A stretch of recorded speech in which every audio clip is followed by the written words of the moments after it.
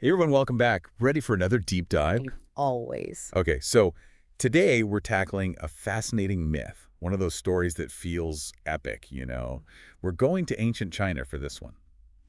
The story of Nvwa mending the sky. Ooh, yeah, Nvwa. Have you heard this one before? I have. It's incredible. It really is. It's got it all. Feuding gods, total destruction, a powerful goddess saving the day.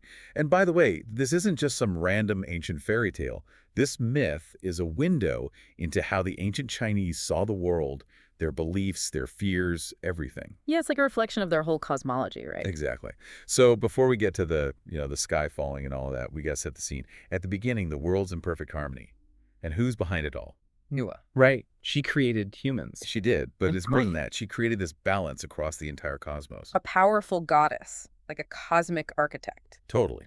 But, as with any good story, this harmony doesn't last forever. Uh-oh, here comes trouble. Enter two powerful gods, Gong Gong and Zhu Rong. The names alone sound epic. I know, right?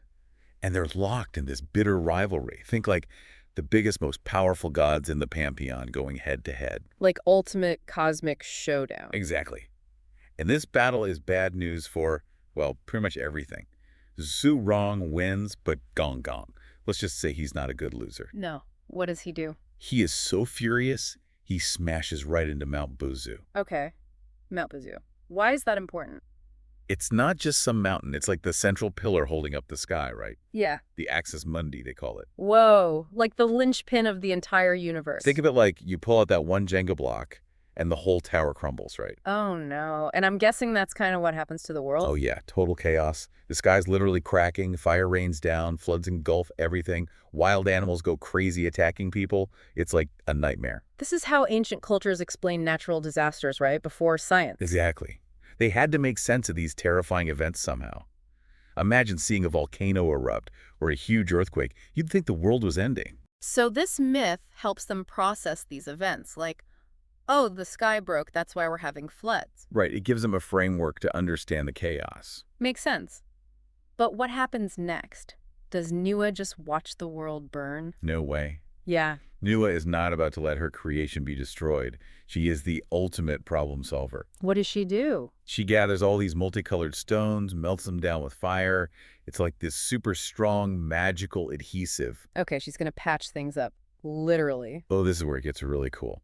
She starts patching the sky piece by piece like a giant cosmic mosaic. Wow, just imagine the scale of that, the whole sky. And it doesn't stop there.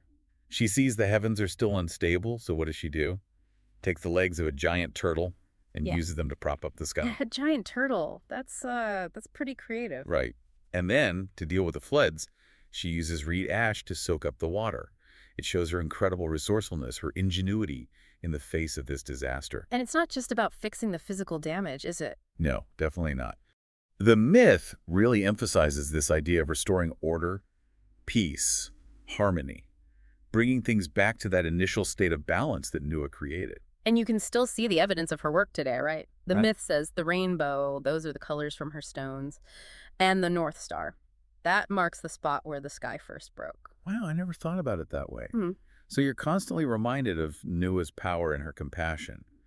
But there are layers of meaning here, right? It's not just a cool story about a goddess fixing stuff. Exactly. One thing it really highlights is this ancient understanding of humanity's connection to nature. Like everything's linked. You mess with one part, the whole system goes haywire. A very timely message, even today. Absolutely. And then there's Nvwa herself, right? This image of resilience, determination. It tells us we can overcome any obstacle, no matter how huge. Pretty inspiring, especially when you think about what she was facing. The whole world falling apart around her. And she doesn't hesitate, she just acts.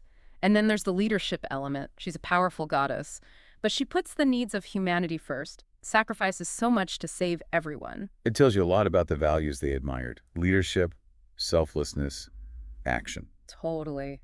So in this one myth, you've got creation, destruction, restoration, this deep connection between humans and the cosmos. It's almost like a reflection of the entire human experience crammed into this one epic story. It really is. It makes you wonder, don't you think, what other cultures have these myths about repairing the world? And what can we learn from those similarities? What does it tell us about universal human fears and hopes? That's a great question. And it's amazing how these ancient myths, even though they're thousands of years old, still have so much to teach us today. They give us a glimpse into the past, but also make us think about our place in the world, our responsibility to each other, to the planet. So much to think about from just one story, right? Absolutely. Thanks for joining us on this deep dive. We'll catch you next time for another adventure into the world of myths. Looking forward to it. Me too.